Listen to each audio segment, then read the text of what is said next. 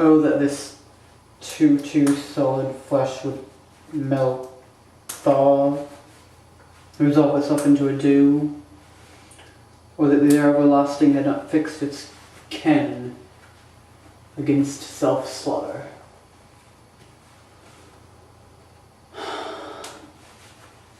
Oh God, God, how weary, flat, stale, and unprofitable seem to me all the uses of this world. Oh, fie, 'tis an unweeded garden that grows. Things rank and gross in nature possess it merely. That it should come to this. But 2 months dead?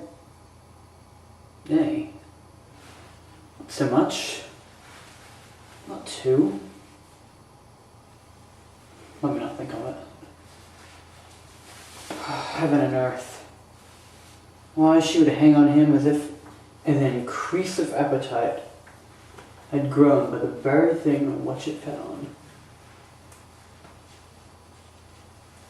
Let me not think on it. And yet within... God, frailty, thy name is woman!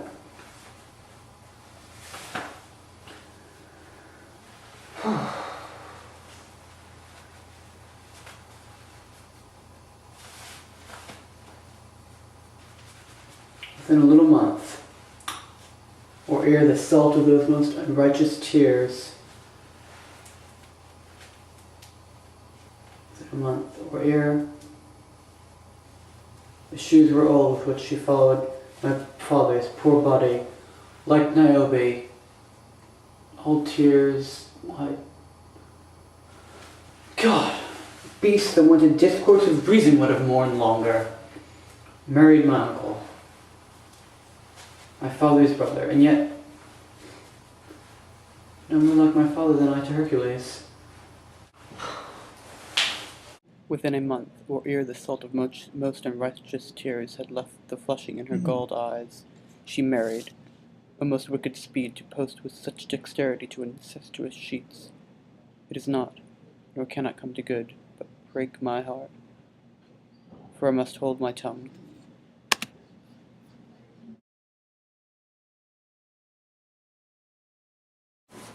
To be or not to be, that is the question.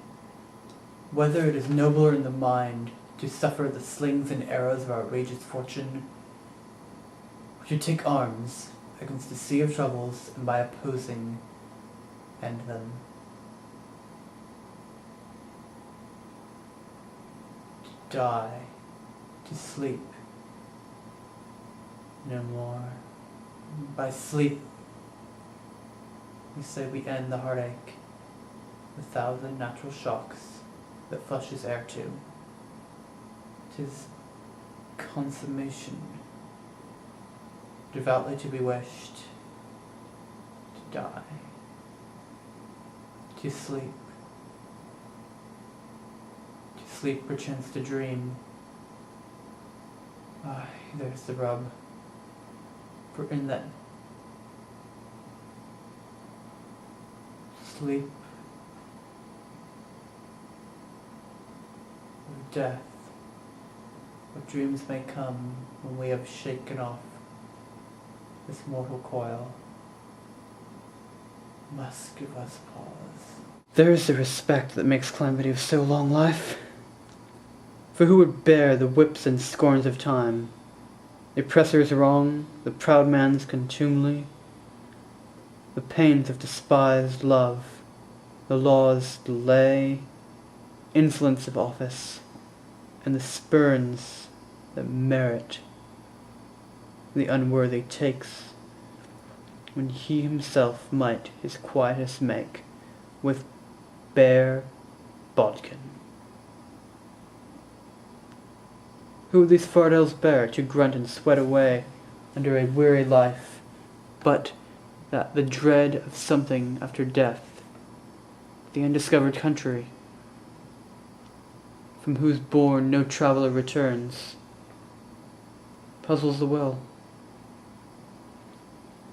It makes us rather bear those ills we have, rather than fly to others that we know not of. Thus conscience does make cowards of us all, and thus the native hue of resolution is sickled o'er with a pale cast of thought, and enterprises of great pith and moment. With this regard their currents turn awry, and lose the name of action. Soft you know, the fair Ophelia, in thy orisons, be all thy sins remembered.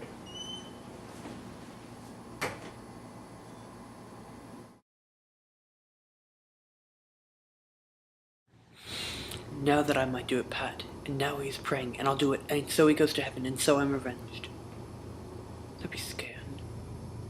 A villain kills my father, and for that I, his sole son, do that same villain send to heaven? Why, this is hire and salary, not revenge. He took my father grossly. Full of bread, with his crimes full, broad, blown, as flush as May. How his audit stands, who save heaven knows. But in our circumstance, course of thought, 'tis heavy with him.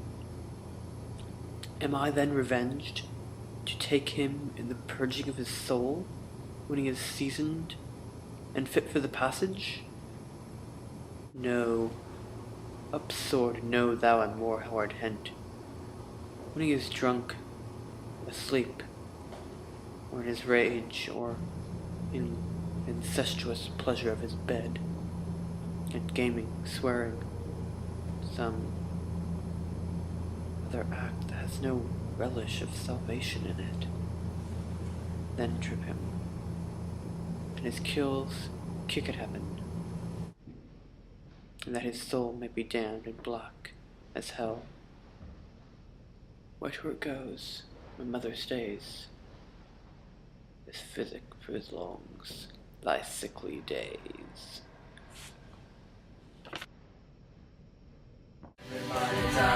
Everybody dies tonight.